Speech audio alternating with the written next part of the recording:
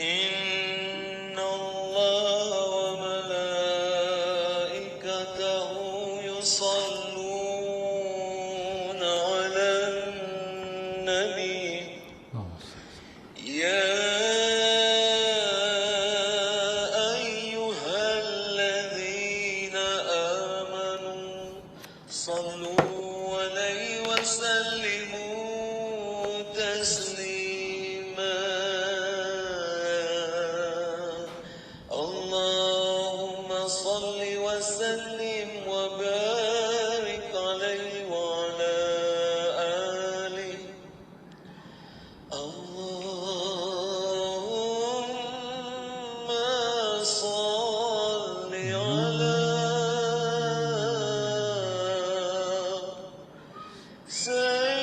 سيدنا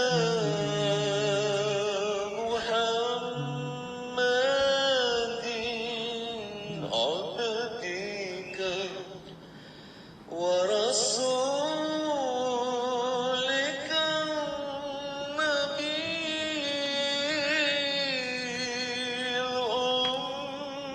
الأمي وعلى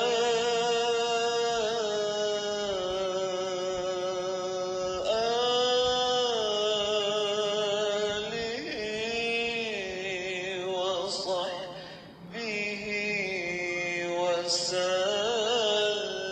اللهم صل على سيدنا محمد عبدك ورسولك النبي الأمي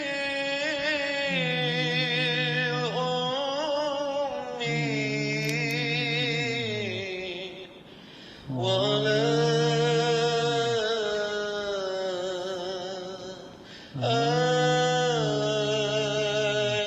آله وصحبه وسلم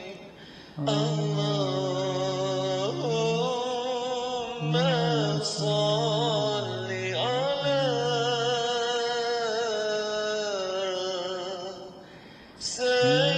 سيدنا محمد عبدك ورسولك النبي الأمي وعلى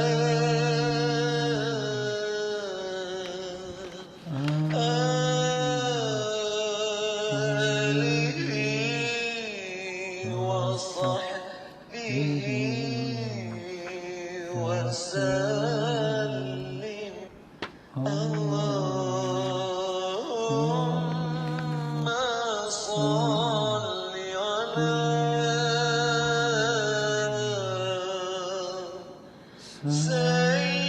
سيدنا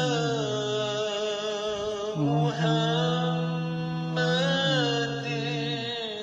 عبدك ورسولك النبي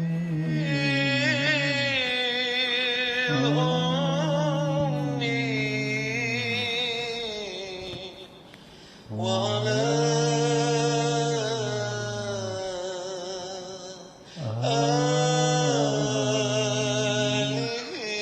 آله وصحبه وسلم اللهم صل وسلم وبارك عليه اللهم افتح علينا وعلى ذريتنا فتوح العارفين اللهم علمنا ما ينفعنا وانفعنا بما علمتنا وزدنا علما اللهم يا معلم إبراهيم علمنا يا مفهم سليمان فهمنا سبحانك لا علم لنا إلا ما علمتنا إنك أنت العليم الحكيم ولا حول ولا قوة إلا بالله العلي العظيم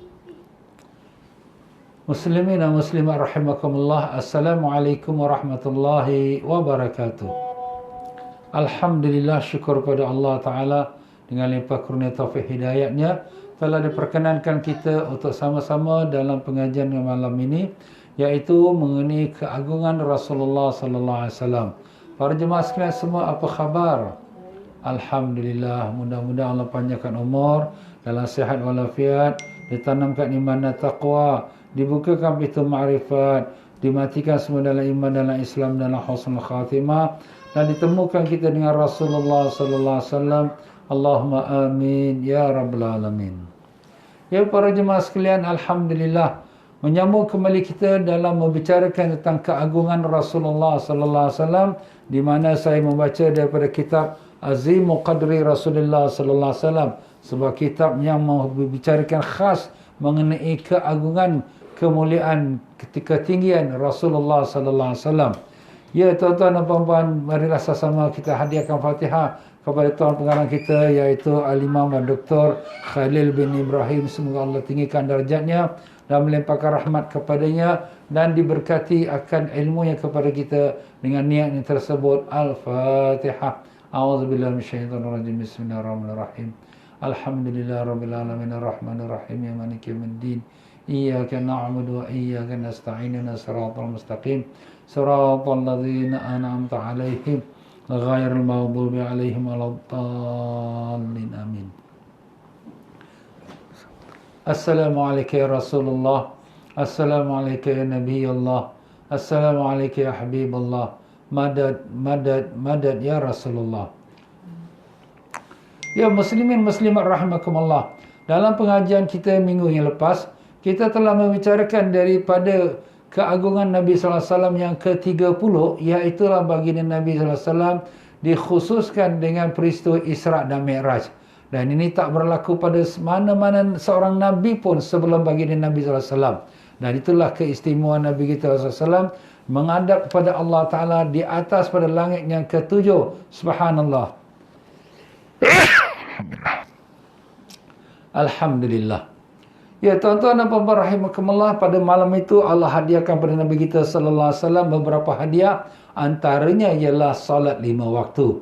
Jadi salat 5 waktu ini merupakan hadiah Allah, bukan satu beban, bukan satu balak, tapi satu hadiah. Sebab dengan kita dapat salat itu, dapat kita bermunajat kepada Allah Subhanahu Wa Taala. Ya, begitulah pula kita telah bicarakan tentang kita katakan keagungan Nabi sallallahu alaihi wasallam yang ke-31, iaitulah mukjizat Nabi sallallahu alaihi wasallam. Semua mukjizatnya ada pada semua Nabi dan Rasul yang sebelum baginda adalah secebis daripada sebahagian kecil mukjizat yang besar yang Allah Ta'ala telah beri kepada Nabi kita Rasulullah sallallahu alaihi wasallam. Ibarat kata semua para Nabi itu sepertilah menceduk satu gayung daripada lautan mukjizat Nabi sallallahu alaihi wasallam. Begitulah gambaran yang diberikan oleh Al-Imam Busairi di dalam kitab ataupun syair burdahnya. Ya, demikianlah dia tuan-tuan dan puan-puan, Rasulullah punya mukjizat sangat banyak. Dan kemudian para Nabi itu mukjizatnya hanya kekal bersama para Nabi itu sewaktu hidupnya. Lepas dah wafat dah tak ada lagi. Tetapi mukjizat Nabi SAW sampai hari ini dan sampai hari kiamat masih lagi ada. Apa dia? Iaitulah mukjizat Al-Quran. Al-Quran, wahyu Allah dan hadis-hadis Nabi SAW merupakan mukjizat agung Nabi kita SAW. Sampai hari ini kita masih lagi membacanya dan menggunakannya menjadi sebagai panduan hidup kita. Dan segala apa yang sudah, yang sedang, yang akan berlaku, semuanya ada di dalam Al-Quran. Bahkan Al-Quran juga terisi di dalam kandungannya semua ilmu-ilmu, daripada ilmu falak, ilmu astronomi, ilmu kedoktoran dan sekalian ilmu yang lain yang tak dikuasai oleh manusia pada zaman dahulu, tapi barulah mengenalnya pada zaman moden ini. Subhanallah. Itulah dia tuan-tuan dan puan-puan, mukjizat Nabi kita sallallahu alaihi wasallam sampailah hari kiamat. Dan demikian juga kita telah mengatakan antara kelebihan dan kekhususian Nabi SAW yang ke-32 ialah Nabi kita telah diampunkan oleh Allah Ta'ala sekalian dosa yang telah lalu dan yang akan datang. liyaghfirallahu ma taqaddama min dzambika wa ma ta'akhkhar. Allah mengampunkan dosamu yang telah lalu dan yang telah akan datang. Dan ini tak berlaku pada mana-mana nabi, hanya melakukan kepada baginda nabi kita Rasulullah sallallahu alaihi wasallam. Allahumma salli wa sallim barik alaihi wa ala alihi. Ya tuan-tuan dan puan-puan para jemaah sekalian, pada malam ini kita menyambung lagi di dalam kelebihan dan keagungan nabi kita sallallahu alaihi wasallam, iaitulah keagungan baginda yang ke-33. Iaitulah ta'khiru da'watihi sallallahu alaihi wasallam al-mustajabah, iaitu melambatkan baginda Nabi SAW, melambatkan doa mustajabnya. Doa mustajab maknanya semua nabi-nabi, termasuk Nabi kita SAW, diberikan satu kekhususan doa untuk mereka berdoa dan doa mereka dikabulkan. Nah, semua nabi-nabi dan rasul sudah menggunakannya. Nabi Sulaiman AS memohon pada Allah kerajaan yang tak pernah dimiliki oleh sesiapa sebelumnya dan sesudahnya. Allah Ta'ala berikan Nabi Sulaiman kerajaannya. Begitulah kita lihat Nabi Sulaiman merupakan raja dunia ini. Semua makhluk, makhluk daripada jin, daripada haiwan, daripada angin, segala-galanya semua di bawah perintah Nabi Sulaiman AS. Itu sebagai satu contoh. Begitu juga Nabi Nuh AS telah bermohon pada Allah sehingga Allah tenggelamkan umatnya yang derhaka pada Nabi Nuh. Begitulah semua nabi-nabi telah menggunakan doanya special yang Allah berikan pada mereka untuk mereka bermohon. Ada yang mohon untuk supaya mereka dapatkan kelebihan dunia seperti yang telah disebutkan tadi kisah Nabi Sulaiman AS, dan Nabi Daud AS juga telah meminta pada Allah satu kelebihan yang Allah Ta'ala berikan dia kelebihan di mana besi yang dia pegang menjadi lembut dan dia boleh buatkan baju besi dan topi besi dan pedang besi dan dia boleh jual untuk mendapatkan dia punya rezeki, dan itu pun telah dikabulkan oleh Allah Ta'ala. Dan demikianlah ada Nabi yang mendoakan atas umatnya, maknanya yang kerana umatnya sangat derhaka dan dia mohon pada Allah supaya timpakan musibah atau balasan pada mereka, seperti Nabi Nuh AS di mana umatnya sudah ditenggelamkan oleh Allah Ta'ala dengan doa Nabi Nuh AS. Dan begitu juga Nabi Salih AS di mana umatnya yang derhaka yang menyembelih unta yang merupakan mukjizat Nabi Salih AS, Allah Ta'ala timpakan mereka yang balak. Dan kaum Nabi Lut AS yang di mana mereka membuatkan homoseks yang menderhaki Nabi mereka, maka Nabi Lut berdoa dan kemudian Allah timpakan balak dengan diangkatkan kampungnya sampai ke langit, kemudian diterbalikkan dan kampung itu tenggelam dan semua manusia-manusia di bawah kampung itu di dalam tanah, dan kemudian kampung itu menjadi satu tasik yang dinamakan dia Dead Sea yang sekarang ni ada antara Palestin dengan Jordan. Itulah dia tuan-tuan dan puan-puan. Jadi pokoknya semua Nabi telah menggunakan doa yang special yang Allah Ta'ala beri kepada mereka, melainkan Nabi kita Rasulullah Sallallahu Alaihi Wasallam. Nabi kita Sallallahu Alaihi Wasallam juga telah diberikan, tetapi Nabi Sallallahu Alaihi Wasallam tidak mau menggunakannya. Innahu lam yakun nabiyyun illa lau da'watun qad tanajjazaha fid dunya. Baginda Nabi telah bersabda, iaitu tidak ada seorang nabi pun melainkan telah diberikan kepadanya satu doa yang mereka telah dilaksanakan dalam hidup dunia ini. Wa inni qad aqbatu da'wati syafa'atan li ummati. Tetapi aku telah menyembunyikan, telah menyimpan doa yang mustajab itu sebagai untuk syafaat kepada umatku. Masya Allah, Nabi ni dia bukan ingatkan untuk diri dia, bukan ingatkan untuk isteri atau anak atau cucu dia, tapi diingatkan untuk umat, iaitu wa inni qad akhtabatu da'wati syafa'atan li ummati. Aku telah menyimpankan akan doa aku itu sebagai syafaat untuk nanti beri syafaat pada umatku. Wa ana sayyidu waladi Adam, dan aku adalah penghulu pemimpin sekalian anak cucu Adam yaumul qiyamah, pada hari kiamat, wala fakhra, tetapi bukan ini nak dibangga-banggakan. Begitulah dia Nabi kita sallallahu alaihi wasallam.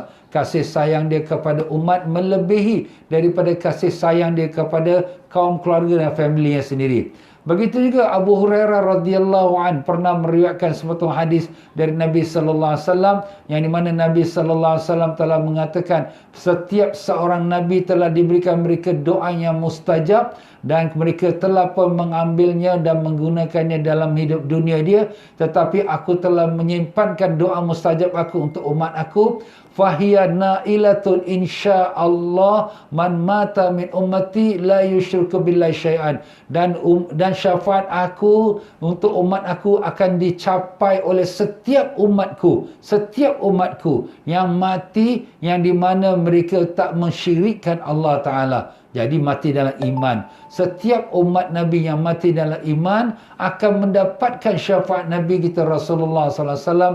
Allahumma ja'alna minhum, ya Allah jadikanlah kami daripada umat yang mendapatkan syafaat Nabi Rasulullah sallallahu alaihi wasallam. Allahumma amin ya rabbal alamin. Jadi itulah dia tuan-tuan dan puan-puannya, mulianya Nabi kita sallallahu alaihi wasallam. Dia tak ingatkan kepada keluarga family, tapi diingatkan untuk kepada umatnya. Begitulah apabila Nabi sallallahu alaihi wasallam nak meninggal dunia pun diingatkan umatnya, ummati ummati. Dan demikian juga apabila bagi Nabi sallallahu alaihi wasallam nanti dibangkitkan daripada kuburnya, dan kubur Nabi kita lah yang pertama sekali yang dibuka oleh Allah Taala. Sebelum dibuka kubur-kubur yang lain, maka malaikat Jibril yang Allah Taala hantarkan dengan sayapnya memukul akan kubur Nabi, terbukalah kubur Nabi sallallahu alaihi wasallam. Jadi apabila Nabi sallallahu alaihi wasallam pun bangun daripada kuburnya sambil duduk, maka dia pun bertanya kepada Jibril, "Ya Jibril, bagaimanakah hari ini?" Maka Nabi Jibril pun kata, "Ya Rasulullah, semua bidadari syurga sedang menunggukan kau, dan semua malaikat-malaikat datang dengan membawa hadiah untuk kau untuk dibawa kepada syurga." Maka Nabi kata, "Bukan itu yang aku tanyakan ya Jibril. Yang aku nak tanyakan bagaimana umatku pada hari ini ya Jibril."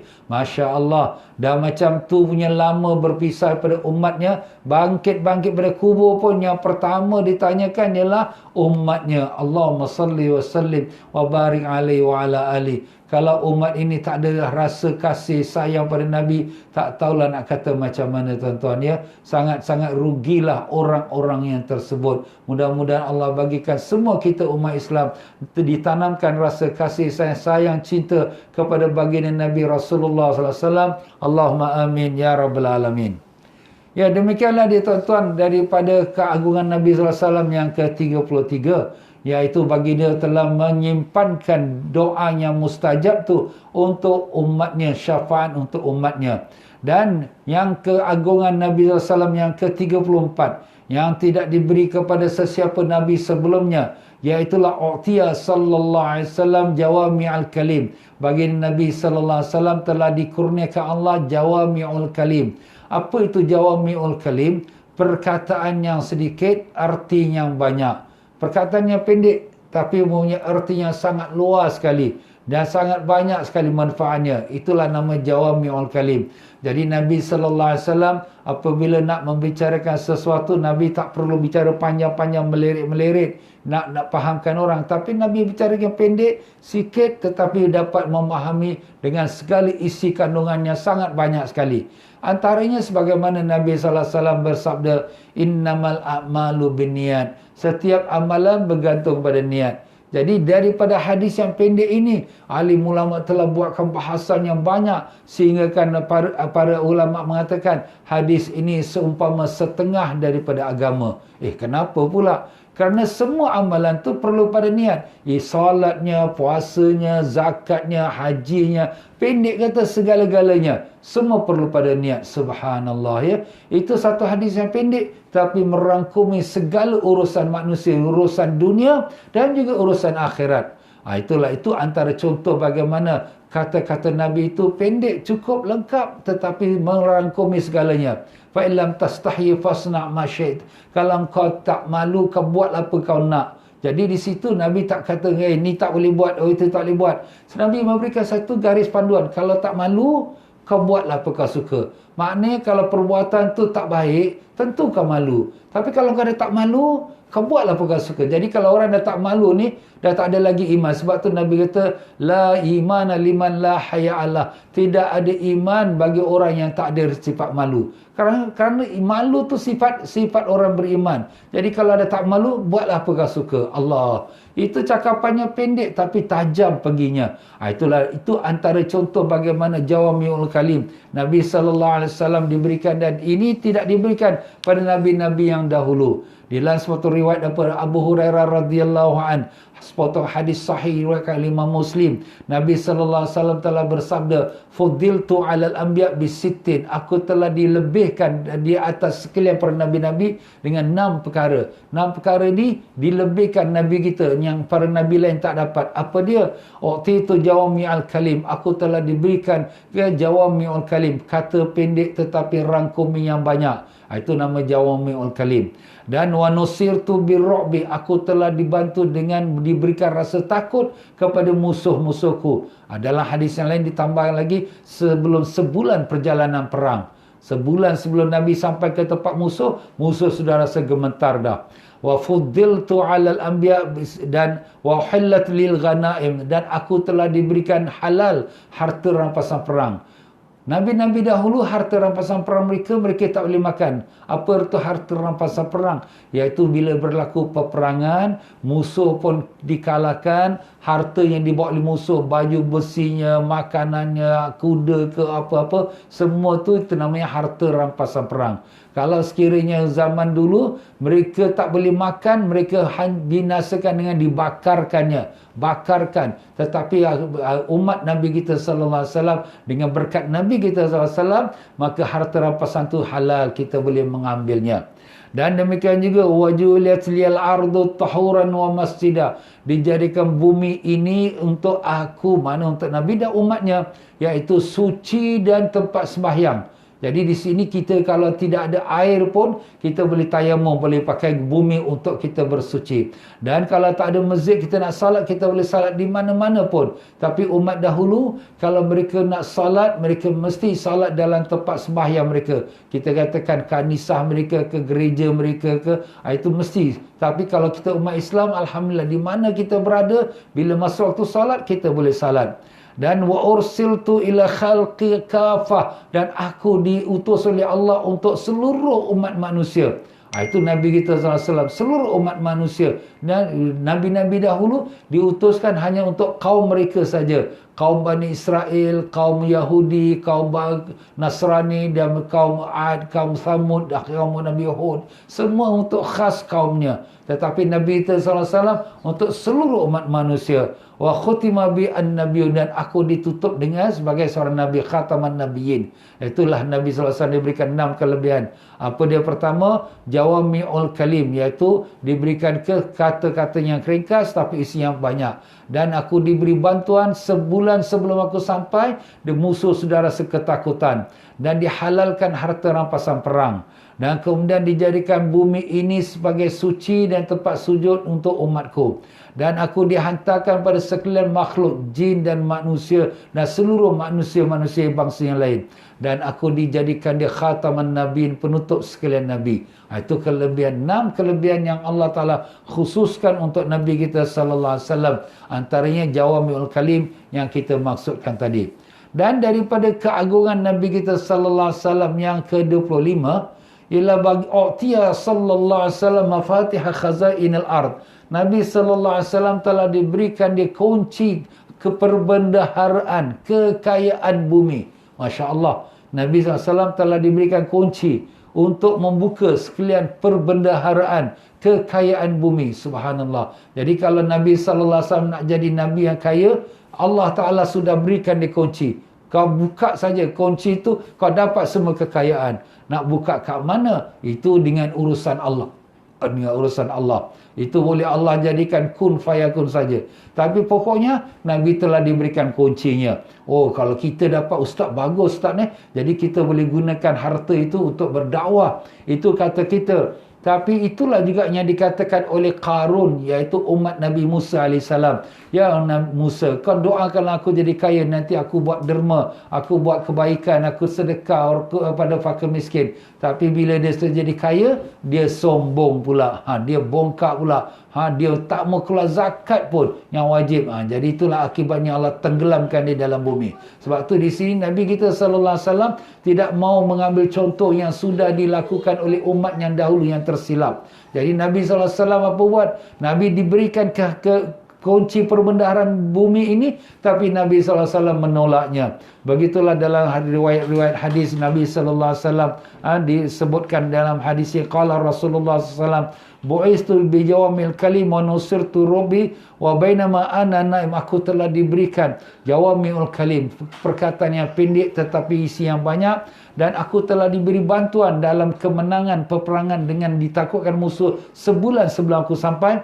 Dan Nabi menyambung lagi, wa bainama ana naim, ketika aku sedang berbaring, iaitu Nabi sedang berehat tidur, ataitu bi utitu bi mafatih khazainil ard, aku telah didatangkan, dibawakan kepada aku kunci, bukan satu kunci mafatih, kunci khazain itu perbendaharaan, kekayaan al-ard, bumi ini. Masya Allah, Nabi telah diberikan kunci-kuncinya. Makna kekayaan yang melimpah ruah Nabi telah diberi. Ni ya Muhammad, fawudiyat baina yaday, maka diletakkan di depan aku. Nabi sedang berbaring ni. Nabi kalau tidur, kalau mimpi para Nabi ini sebenarnya wahyu. Sebab Nabi-Nabi tidak dimasuki syaitan dalam mimpi. Tidak, tak macam kita, na'udzubillah. Tapi Nabi-Nabi ini wahyu. Maka telah diberi pada Nabi SAW. Ada dalam riwayat kata telah diberi ke tangan Nabi SAW. Ya Muhammad, ini kunci-kunci perbendaharaan di bumi ini. Masya Allah. Tapi apa kata Nabi sallallahu alaihi wasallam? Nabi sallallahu alaihi wasallam menolaknya. Kenapa Nabi menolak? Kan bagus Ustaz kalau Nabi ambil. Kan baik, untuk dapat kita pun boleh tumpang-tumpang juga ada kekayaan Nabi kita tu. Tapi Nabi tidak mau. Sebab sudah berlaku dalam sejarah. Manusia bila sudah nampak kekayaan, mereka akan lupa dan menjadi sombong. Sebab itulah Allah Ta'ala mengatakan dalam ayat-ayatnya mengenai harta ni. Harta ni adalah merupakan fitnah. Innama amwalukum wa auladukum fitnah. Sesungguhnya harta kamu dan anak-anak kamu adalah fitnah. Fitnah itu apa? Cobaan ujian Allah, dan tak mustahil akan berlakunya manusia yang lupa daripada Allah dengan kerana harta. Sebab itulah Nabi sallallahu alaihi wasallam mengatakan, wallahi ma akhafu alaikum an tusyriku ba'di. Demi Allah, aku tak khawatir, aku tak takut kamu akan berlaku syirik lepasku. Nabi tak khawatir. Kenapa? Sebab Nabi sudah tahu, Nabi sudah sampaikan agama dengan sempurna, bahawa umatnya sudah tak lagi berpaling kepada agama yang lain. Mereka akan kekal dengan tauhid. Nabi tak bimbang akan berlaku syirik. Kalau mereka salat, mereka menyembah pada Allah. Tak ada umat aku ni akan menyembah pada kubur, seperti mana orang-orang yang ekstremis menuduh kita pergi kubur, menyembah kubur. Tak ada Nabi bimbang yang kita ni akan menyembah wali-wali atau nabi-nabi, seperti mana yang dituduh oleh orang ekstremis bahawa kita ni orang Islam ni ahlu sunnah, kalau berdoa bertawassul dengan Nabi, bertawassul dengan wali, nanti semua syirik. Nabi tak bimbang. Kenapa? Nabi tahu umat ini tidak akan berlaku syirik. Tetapi banyak orang-orang yang ekstremis ni, fahaman mereka yang sempit kerana mereka tak mengikut pandangan ulama kita ahlu sunnah yang ramai. Ulama ahlu sunnah ramai, tapi mereka sempitkan diri mereka, hanya mengikutkan satu dua ulama yang mereka rasa tu ulama, tetapi telah menyesatkan mereka dengan membuat tuduhan kepada orang Islam syirik. Syirik ini bid'ah, ini kafir, la ilaha illallah. Ini yang berlaku. Jadi sebab tu Nabi SAW kata, wallahi ma akhafu alaikum an tusyriki ba'di.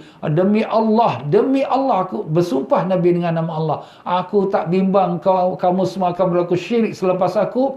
Walakinna akhafu, tapi aku takut alaikum an tatanafasu fiha, bahawa kamu berlumba-lumba kepada dunia. Itulah yang aku takut. Sebab bila manusia ini sudah dikelabukan dengan dunia, sudah ditutup mata dengan keduniaan, dia tak peduli dah halal haram, dia tak pedulilah ni perkara Allah Ta'ala rida ke tak rida, yang penting aku dapat, yang penting aku kaya, yang penting aku mewah. Inilah yang berlaku pada hari ini. Ini pun adalah satu hikmah Allah kenapa datang COVID ini. Allah Ta'ala nak ingatkan kita manusia, kerana terlalu sangat dah terlajak jauh dah dengan urusan dunia sampaikan kita tak ada masa untuk Allah Ta'ala. Sekarang Allah Ta'ala stop kita.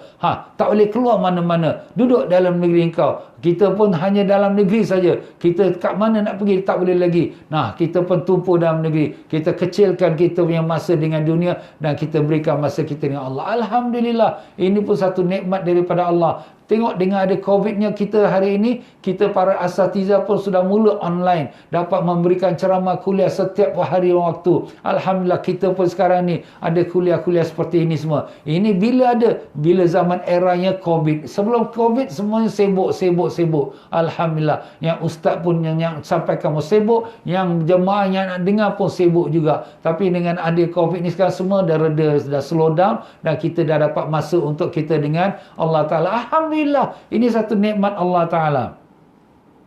Maka itulah dia tuan-tuan dan puan-puan, Rasulullah sallallahu alaihi wasallam telah diberikan akan khazain, kunci perbendaharaan dunia, tetapi Nabi sallallahu alaihi wasallam tidak mengambilnya, dan Nabi sallallahu alaihi wasallam lebih senang dengan hidup dengan cara miskin. Allahumma ahyini miskinan, Allahumma ya Allah hidupkan aku dengan miskin, wa amitni miskinan wahsyurni ma'al masakin. Ya Allah hidupkan aku sebagai orang miskin, matikan aku dengan cara orang miskin, dan bangkitkanlah aku dengan golongan orang miskin. Masya Allah. Kenapa Nabi minta miskin? Bukanlah miskin itu makna papa kedana. Tetapi miskin itu makna hidupnya tu dengan amat sederhana. Dan ini sebagai satu contoh kepada umat. Kalaulah umat kata Muhammad tu dia bolehlah semayang sebab dia kaya, jadi orang-orang yang miskin dah mau jadi dalil. Tengok Nabi kaya, dia semayang, aku ni susah ni, miskin. Tapi kalau ada Nabi tu miskin, macam mana kita nak buat alasan?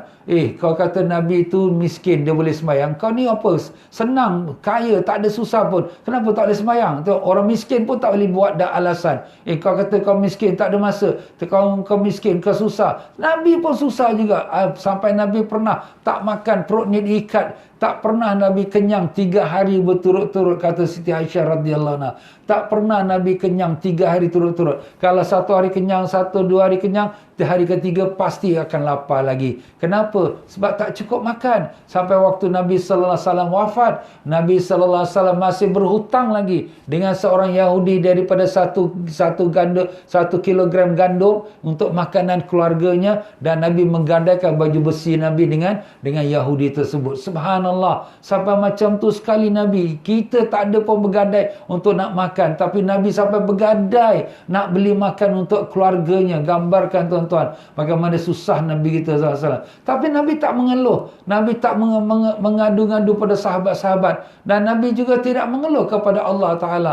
Sebab Nabi tahu ini dunia sekejap. Memang dunia ni tempat ujian. Dunia ni tempat Allah Ta'ala nak test kita. Semua kita ada test yang cuma antara kita sedar atau tidak. Ada yang kena test dengan sakit. Ada yang kena test dengan dia tu kesibukan. Ada yang kena test dengan masalah ekonomi down. Dia ada kena test dengan dia ditipu orang, dan macam-macam lagi. Jadi semua kita dalam ujian Allah Ta'ala. Jadi pokok katanya bahawa kita sabar dan kita reda, dan kita menghadapi hari hidup kita dengan penuh keyakinan, dengan bantuan Allah. Bismillah tawakkal Allah. Tak ada apa yang kita susah, Alhamdulillah. Jadi orang beriman dengan keadaan COVID ini, mereka tak ada gelisah apa nak buat. Ini sudah kehendak Allah, kita redalah, kita terimalah. Dia Tuhan, kita hamba. Kita hanya jalankan tugas sekadarnya kita termampu. Alhamdulillah.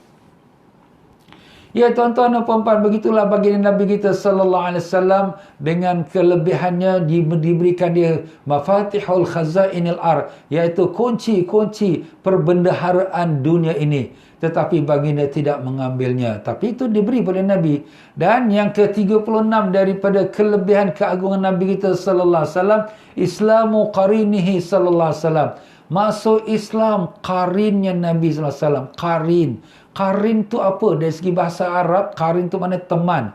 Dan qarin tu bukan teman kawan manusia, tidak. Iaitulah syaitan. Setiap manusia kita ni ada qarin. Setiap orang ada qarin. Ada syaitan yang menemankan kita. Dan termasuk Nabi kita SAW, ada juga syaitan yang menemankan Nabi SAW. Dan itu telah didatangkan daripada beberapa hadis, ya, di mana Nabi SAW sendiri telah bersabda yang artinya bahawa daripada Abdullah bin Mas'ud radhiyallahu an, Rasulullah SAW bersabda, "Ma minkum min ahadin illa waqad ukila bihi qarinuhu minal jin." Tidak seseorang pun daripada kamu melainkan telah diwakilkan satu qarin, satu teman daripada jin bersama kamu. Bersama kamu, bersama kita, semua orang kita ada. Sebab itulah sahabat-sahabat bertanya, "Wa iyyaka Rasulullah?" Dan kau juga ya Rasulullah, ada ditemankan satu jin yang untuk menggoda engkau? Nabi kata, "Ya, wa iyaya, dan aku juga. Illa annallaha anani alaihi, melainkan Allah Ta'ala telah bantu aku atasnya." Mana Allah Ta'ala beri aku kemenangan atasnya, telah kalahkan dia. Fa aslaman, maka dia telah memeluk agama Islam. Jin ini syaitan, dia telah dikalahkan dengan bantuan Allah, di mana Allah Ta'ala telah beri Nabi kekuatan dan dikalah. Bukan kalah bertumbuk, tapi dengan kekuatan kerohanian, jin ini sudah surrender dan dia memeluk agama Islam. Alhamdulillah. Sebab jin ni tuan-tuan dan puan-puan, dia ada dua. Dua antaranya iaitu minnal salihun wa minna duna zalik, kata golongan jin dalam Al-Quran. Minnas salihun, di antara kami orang-orang jin yang soleh, wa minnas duna zalik, dan di antara kami yang selain yang soleh, maknanya yang tidak baik, yang jahat. Dan yang jahat itulah yang namanya syaitan. Jadi jin yang baik itu namanya jin Islam. Jadi begitulah dia dalam hidup dunia kita ni. Kadang-kadang orang yang dirasuk jin, ya, dirasuk syaitan. Itu jin syaitan, itu jin tu syaitan. Syaitan itulah jin, ya. Sebab iblis itu daripada jin. Innahu minal jin. Ini sesungguhnya iblis itu daripada golongan jin, ya. Jadi syaitan-syaitan ni semua adalah merupakan jin kafir, maka mereka lah jadi syaitan. Jadi setiap insan sudah diwakilkan. Apabila dia lahir ke dunia saja, maka syaitan sudah hantar dia punya wakil dia. Engkau jaga budak ni. Begitulah dia akan menemankan budak ni sampailah besar budak ni. Tetapi begitulah juga kita semua orang Islam pun. Baik orang yang kafir, baik orang Islam, semua sama. Ya, cuma kembali kepada kekuatan kita, rohani kita, keimanan kita. Tengok macam Nabi kita SAW. Jin, syaitan itu sudah dikalahkan dan dia pun memeluk agama Islam. Jadi apabila kita ni, kalau kita punya rohani kuat, maka walaupun jin syaitan tu kalaulah dia tak memeluk agama Islam pun, tapi kita dapat melawan. Sebab tu setiap kita kadang-kadang ada perasaan nak buat yang tak baik. Mata kita, telinga kita, lidah kita, kaki tangan kita, tapi iman kita lah yang menjaga. Ini dosa. Ni jangan buat. Allah Ta'ala tengok kau tu. Janganlah macam ini. Kau dah belajar kan? Buat apa kau macam ni? Itu perasaan iman tu. Iman yang kat dalam tu yang membantu kita, memberikan kita kekuatan tenaga. Sebab tu kita selalu minta pada Allah, Allahumma zinna imanan kamilan wa yaqinan sadiqan. Ya Allah, berikanlah kami iman yang sempurna dan keyakinan yang benar, ya Rabbal Alamin. Kita minta pada Allah Ta'ala, minta tambahkan iman, minta tambahkan takwa kepada Allah SWT. Jadi jin Nabi kita SAW yang telah memeluk agama Islam, dia hidup sampai hari ini. Jin ni semua Allah Ta'ala berikan mereka nyawa, sepertilah nyawa tu tak mati-mati. Itu sudah diminta oleh bapa jin yang pertama, iaitu Iblis. Iblis ini dia minta pada Allah Ta'ala supaya diberikan hidupnya sampailah hari kiamat. Maka Allah Ta'ala telah izinkan. Melainkan ada beberapa jin yang mati kerana disambar petir ataupun dihukumkan oleh Nabi Sulaiman AS atau sebagainya. Ya, itu bersama Nabi Sulaiman AS, ya. Dan begitulah dia tuan-tuan. Tapi umur jin ini panjang. Ya, panjang tu sebab tu dia berpengalaman. Dia telah goda sipulan, dia telah goda sipulan, dan kemudian giliran dia pula untuk menggoda pada kita. Jadi pokoknya syaitan punya kerja ni, dia punya kerja ni profesional, profesional tu kerana pengalaman yang sungguh dalam, dia tahu dah. Sebab itulah para alim-alim ulama yang telah diberikan petunjuk oleh Allah melalui Rasul, melalui Quran, melalui hadis, melalui pimpinan guru-guru mereka, telah dapat membicarakan tentang perkara ini dan menyampaikan kepada umat supaya waspada. Jangan kita ikutkan perasaan nafsu. Nafsu ini adalah syaitan yang paling besar sekali. Bukan syaitan jin, tapi syaitan diri kita sendiri. Syaitan diri kita itulah tu nafsu yang paling jahat sekali. Na'udzubillah min zalik. Cuma syaitan yang jin ini dia kipaskan supaya dia apikan dia, supaya api dia tu lagi menyala lagi kuat lagi. Itulah kerja jin-jin syaitan ini semua. Na'udzubillah min zalik. Dan jin Nabi kita sallallahu alaihi wasallam dia masih hidup lagi, dan sebahagian para wali-wali Allah bertemu dengan jin Nabi kita sallallahu alaihi wasallam yang sudah memeluk agama Islam dan bertanya-tanya khabar dengan apa-apa masalah-masalah ke alam jin dan juga kerasukan-rasukan jin. Dan itu telah dibukukan oleh sebahagian alim ulama kita dengan soal jawab dengan jin Nabi kita Rasulullah SAW. Masya Allah ya, ulama-ulama kita pun ada yang wali-wali Allah yang besar-besar ya. Mereka itu telah dapat bertemu dengan jin yang masuk Islam, yang asalnya dia adalah qarin Nabi kita SAW. Sebab itu anak-anak kita pun kadang-kadang kita tengok anak-anak kita ni, dia tengok sesuatu-satu dia macam takut. Kadang dia tengok dia ketawa. Bila dia nampak ketawa tu, dia nampak malaikat. Tapi bila dia nampak rasa macam takut tu, nangis tu, dia nampak syaitan. Na'udzubillah min zalik. Dan anak-anak ni kalau kita tak jaga dia betul-betul, dia akan terpengaruh ataupun terbawa-bawa sampai dia besar. Sampai umur dia 3-4 tahun ni, dia dengan orang dia tak mau cakap. Dia hanya dengan kawan-kawan dia. Kadang dia berbual seorang-seorang, dia ketawa-ketawa. Sebab dia bermain-main dengan jin syaitan yang kita sebutkan tadi, yang dinamakan qarin. Sebab tu si anak-anak kita tu selalu kita kena bekalkan dengan baca ayatul kursi. Sebelum dia tidur kita bacakan ayatul kursi. Kalau ada apa-apa kita azankan dia. Kalau kita ada lagi baca 7 kali ayatul kursi ya, sembuh kanan, sembuh kiri, sembuh depan, sembuh belakang, sembuh atas, sembuh bawah. Jadi kita pagarkan dia dengan ayatul kursi. Itulah dia tuan-tuan dan puan-puan, jin itu ataupun qarin ini ada pada setiap kita. Sebab tu Siti Aisyah radhiyallahu anha satu masa dia sedang marah-marah dengan Nabi kita sallallahu alaihi wasallam. Nabi kita tak menjawab. Tapi selepas lama kemudian Siti Aisyah pun dah reda. Dia pun rasa macam menyesal. Dia pun kata, ya Rasulullah, tadi aku marah-marah, minta maaf lah. Kenapa kau tak tegurkan aku? Jadi Nabi pun jawab, yang tadi marah-marah itu bukan Aisyah, tapi syaitannya Aisyah. Itu qarin itu, syaitannya Aisyah. Jadi kita semua ada syaitan yang sama-sama kita, yang jadi kawan rapat kita. Tapi sejauh mana kita dapat kebalkan diri kita, kita dapat perisaikan diri kita, kita dapat bentengkan diri kita daripada gangguan dia, ataupun kita kalah dengan gangguan dia. Sebab tu ni kadang-kadang kita dah bertaubat. Kadang-kadang kita dah bertaubat, kita dah menangis, tapi lepas tu terbuat lagi. Kenapa? Itu sudah kita kata lumrah.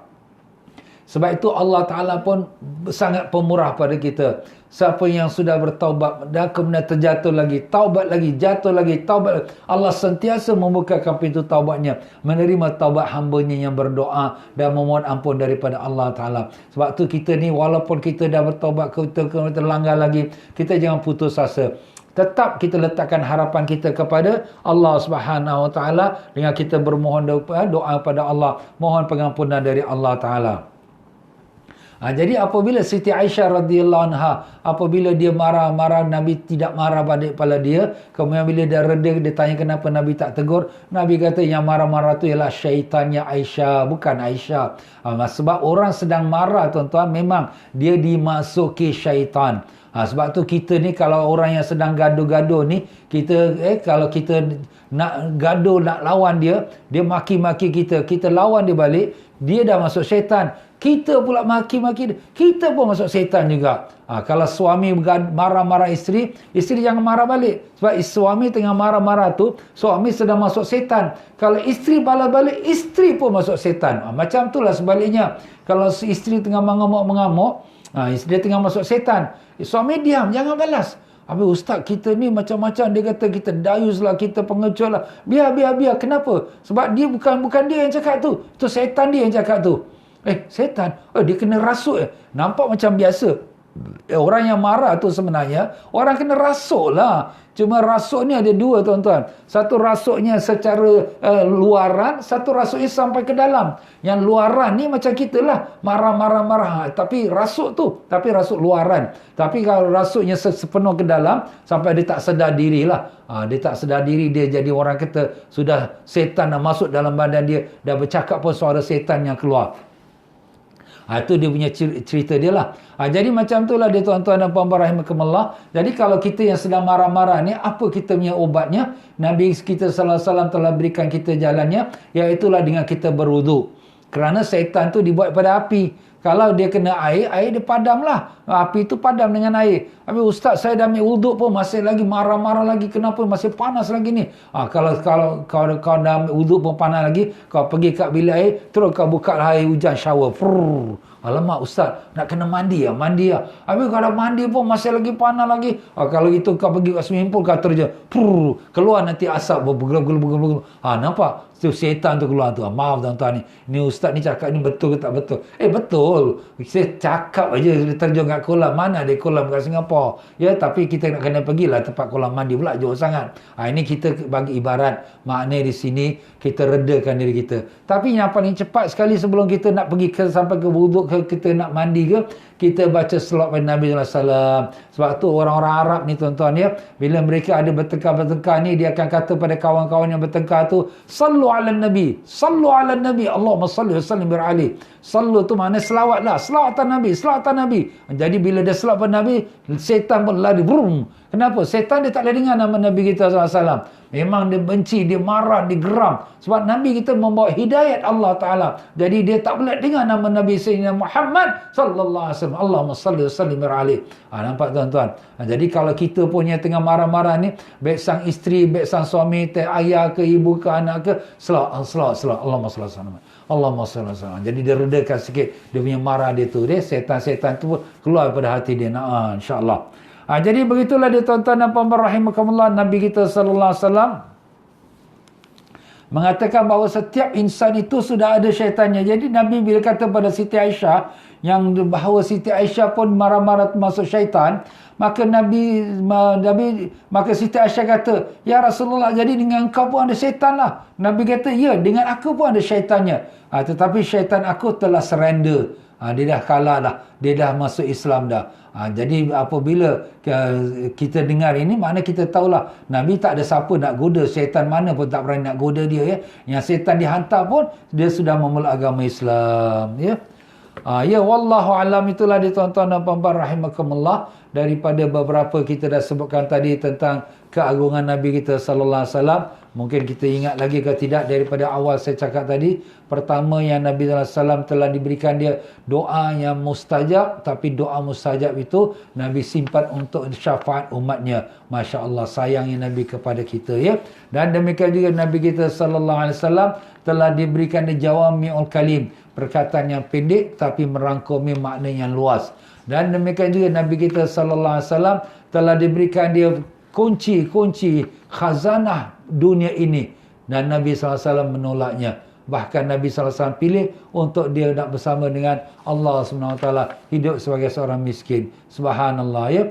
Dan begitulah yang telah kita sebutkan tadi akhirnya, iaitu Nabi kita, qarin dia, teman dia, syaitan yang diletakkan untuk berdampingan Nabi, yang di mana syaitan itu ialah bangsa jin, tetapi dia telah surrender dan telah memeluk agama Islam, dan dia adalah jin Islam sekarang ni. Jadi itulah dia tuan-tuan dan puan-puan, mudah-mudahan dengan apa yang kita mengenal kelebihan keagungan Nabi kita sallallahu alaihi wasallam, menambahkan lagi rasa kasih, sayang, cinta, penghormatan, takzim kita kepada junjungan besar Nabi kita Rasulullah sallallahu alaihi wasallam. Allahumma ya Allah ya Tuhan kami bermohon padamu dengan berkat Nabi kami yang mulia, tanamkanlah dalam hati kami penuh rasa kasih, sayang, cinta dan rindu pada Nabi kami Rasulullah sallallahu alaihi wasallam. Ya Allah, kekalkanlah kami di atas iman dan Islam, dan matikanlah kami semua di atas kalimat tauhid la ilaha illallah Muhammadur Rasulullah sallallahu alaihi wasallam. Ya Allah, izinkan izinkanlah kami dapat menatap wajah Nabi kami yang mulia ya Allah. Ya Allah, izinkanlah kami dapat barakah dan syafaat Nabi di yaumul qiyamah. Ya Allah, selamatkanlah kami daripada azab kubur, selamatkanlah kami daripada azab yaumul mahsyar, selamatkanlah kami daripada azab neraka. Ya Allah, terimalah doa kami, kabulkanlah permohonan kami.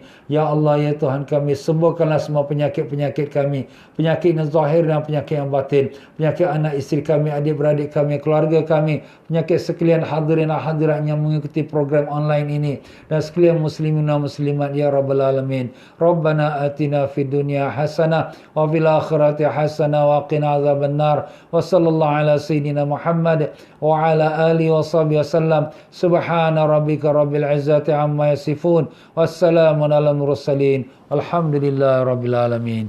Baiklah tuan-tuan dan puan-puan, dengan itu saya minta diri dahulu. Mohon maaf apa-apa dalam penyampaian saya tersilap kata, terkasar bahasa, tersinggung perasaan. Sama-sama kita baca istighfar. Astaghfirullahalazim, astaghfirullahalazim, astaghfirullahalazim. Subhanakallahumma wa bihamdika ashhadu an la ilaha illa anta astaghfiruka wa atubu ilaik. Wabillahi taufiq wal hidayah. Wassalamualaikum warahmatullahi wabarakatuh.